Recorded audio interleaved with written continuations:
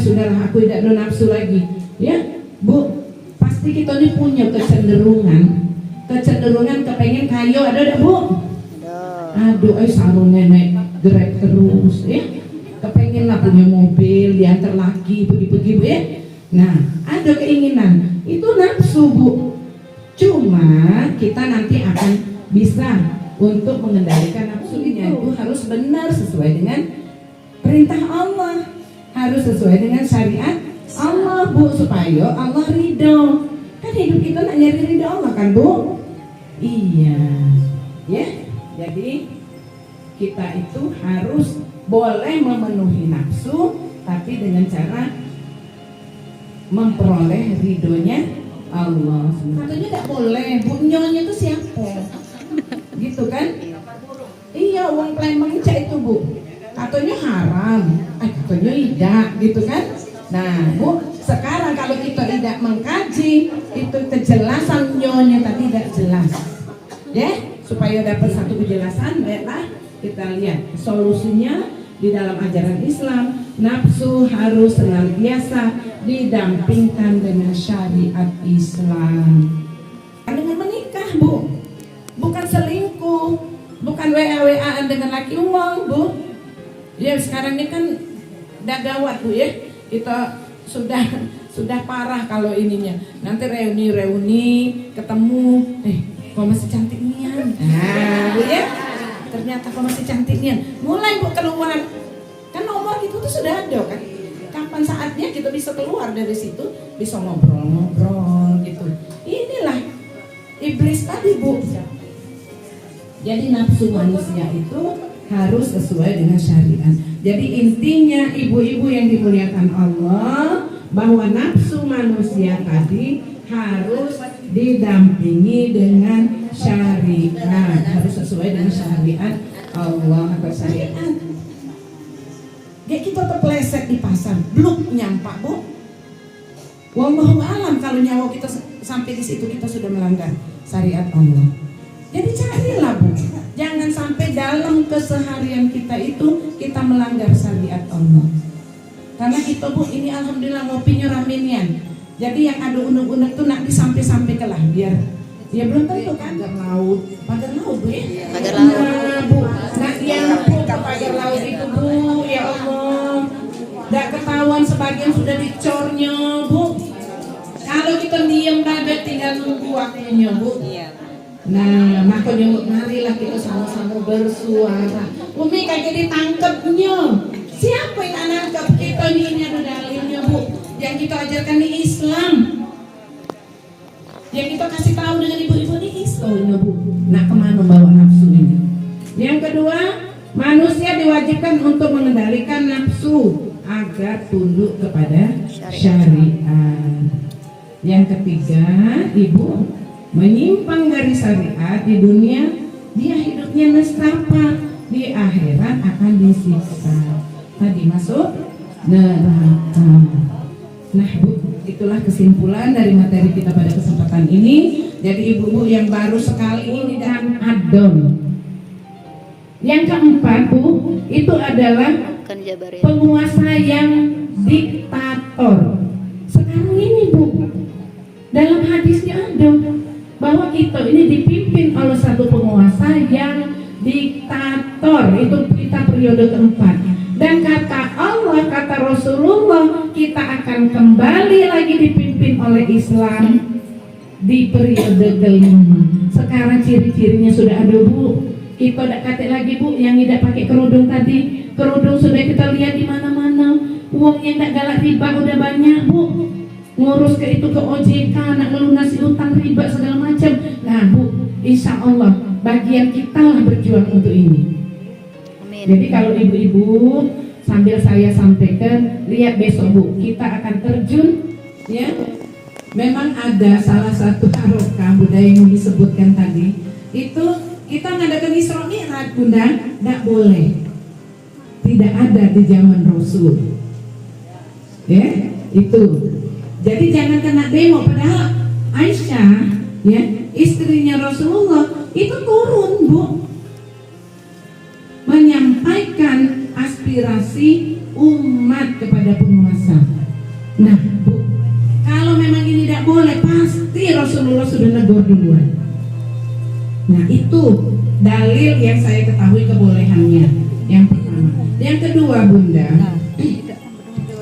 kalau kita turun untuk menyampaikan aspirasi, kata mereka yang tadi, Bu, yang mengharamkan ini segala macam haram tadi, yang ini nggak boleh, yang itu yang nggak boleh, berzikir nggak boleh, ini segala macam, Bunda. Kalau kita melihat seperti itu, Bunda, untuk melaksanakan menyampaikan kepada penguasa itu dengan 4 mata, kata mereka ya. Bisa tidak, Bu? Kira-kira yang pecah si Mulyono ini tadi kan oleh Ibunda Siti Aisyah, ya, untuk menyampaikan aspirasinya kepada penguasa. Itu nanti mungkin akan ditambahkan oleh Ustaz Sabrina. Sudah. Karena apa tadi? Bunda begini, kalau kita nih ngembek syariat itu untuk jangka pendek barangkali bisa, Bu. Tapi untuk jangka panjang nggak bisa, Bu. Ini harus kita nih perubahan secara keseluruhan. Bu, bayangkan negeri kita ini sudah ibarat mobil. Ibarat mobil itu lah hancur, Bu. Bannya lah pecah, kaconya lah hancur. Tempat makan, makanya kata Ibu tadi, Mak Mano, kita ngumpul ke dokter-dokter yang hanif, ya, yang misalnya galak diajak, kita kumpulkan duit segala macam. Bu, pernah kejadian waktu 212 ada minimarket minimarket 212. Karena yang kita lawan ini, Bu, penguasa dan pengusaha, Bu Dokter, penguasa dan pengusaha yang dia besak-besak anak itu tidak akan, Bu, kita tuh yakinkan diri kita kalau sakit ado dari Allah. Allah Maha Kaya, Allah Maha Memberi. Itu, Bu, keyakinan dulu, Bu Dokter, ya, Allah. Kalau rasanya banyak pertanyaan, undang kami. Ada nanti nomor kontak, mungkin di di undangan kita itu. Silakan kita diskusi, Bunda, untuk membahas masalah ini. Ya, kemungkinan ada tambahan dari Ibu. Sadar tahu ada masalah, ya. Tapi kita belum tahu kalau misalkan itu mau diganti, solusinya itu apa. Jadi sebuah perubahan itu tidak cukup hanya kita tahu ada masalah, tapi faktor penggantinya kita nggak tahu, ya Bu. Nah, maka sadar ada masalah ini juga ada level-level. Dikirain rusak tuh hanya kepada personal, gitu ya kan? Karena itu kan kita masih selalu fokus kepada pergantian orang. Tapi ini bukan salah orang perorangan, ini sudah sistemik. Kalau sistemik itu namanya dia menyangkut kumpulan aturan dan kumpulan keyakinan dari masyarakat di sana, ya. Kumpulan keyakinan dan kumpulan hukum atau aturan ini merujuk kepada apa? Merujuk kepada akidah, ya. Padahal akidah kita ini akidah Islam, harusnya kan gitu. Akidah Islam ini akan melahirkan aturan-aturan syariat, harusnya kan begitu. Nah, tapi ternyata negara nggak mau pakai aturan Allah. Tadi kan kata Umiyati di spill sedikit hadis al-muslimun surah Al-Salasin. Kaum muslimin atau dalam hadis lain disebut manusia itu berserikat di 3 hal. 1, sumber daya air, al-ma'. Kemudian kedua, sumber daya vegetasi, padang rumput, ya, yang jumlahnya itu besar dan menyangkut kepentingan orang banyak, tidak boleh dikuasai oleh orang perorangan, swasta, ya. Kemudian sumber daya energi, itu sumber daya energi, mau dia minyak, gas, batu bara, itu haram dimiliki oleh swasta, dijauhkan dari literasi terkait politik dan pemerintahan Islam. Ini benar-benar dijauhkan. Loh, kok mereka itu berpolitik, kok nggak ngerti politik Islam? Jangan aneh, Bun. Karena dalam sistem sekarang ini agama tuh haram masuk ranah politik. Pernah ada istilah jangan bawa politik lah kalau di sini, jangan bawa agama lah kalau politik gitu ya. Jangan bawa agama lah kalau politik. Nah inilah sisa-sisa penjajahan pemikiran Barat. Barat itu trauma pun dengan agama. Agama mereka pernah bertahun-tahun dijadikan stempel untuk menzalimi rakyat. Sehingga mereka bergeraklah para filsuf dan intelektualnya mendobrak kalau begitu agama bisa dipakai sistem hidup yang akan mengangkat derajat manusia, dan tidak ada yang lebih tinggi dalam pengurusan rakyatnya kecuali dalam Islam. Jadi tapi ini adalah kesadaran Bun, tidak boleh paksaan. Orang ngaji sadar, dari Polygon sadar, dari komplek lagi sadar. Yang sadar-sadar inilah yang akan bersuara. Kalau rakyat sudah sadar dan bersuara, ini dan kemudian rendahkan hati. Karena ilmu tidak akan bisa masuk kalau hati kita tinggi. Dia seperti air kan gitu. Nah ibunda datang kemari, saya yakini Allah yang menggerakkan. Hari ini hanya sebagai pemicu, ya. Ngobrol perkara Islam ini hanyalah sebagai pemicu. Nanti kami akan ada daurah per 6 bulan, daurah Islam secara kafah. Ini tanggal 9 Februari kami akan adakan. Kami buka semuanya boleh ikut. Mulai dari jam 8 sampai sudah asar kita selesai.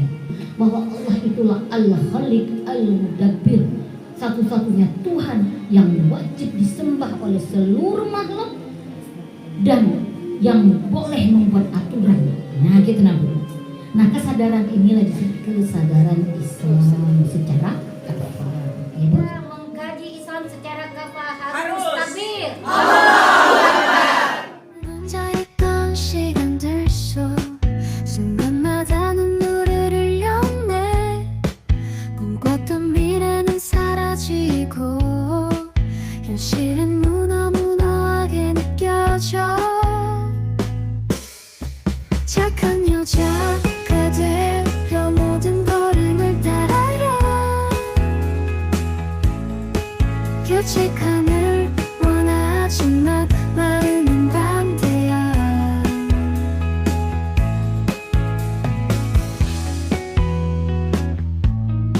시간이 지날수록 세상의 기대에 부딪혀 누구도 날 온전히 이해 못해. 난 감독 속에 숨겨왔어. 착한 여자가 되려 모든 걸음을 따라야 규칙함을 원하지만 마음은 반대야. 하지만 난 아직 살아갈 길을 찾을